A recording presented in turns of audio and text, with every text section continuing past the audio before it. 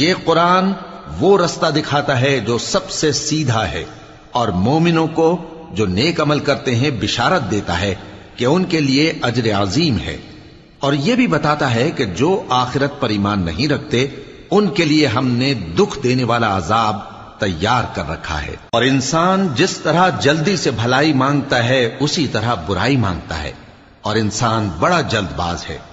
اور ہم نے دن اور رات کو دو نشانیاں بنایا ہے، سو رات کی نشانی کو تاریک بنایا اور دن کی نشانی کو روشن، تاکہ تم اپنے پروردگار کا فضل یعنی روزی تلاش کرو اور برسوں کا شمار اور حساب جانو۔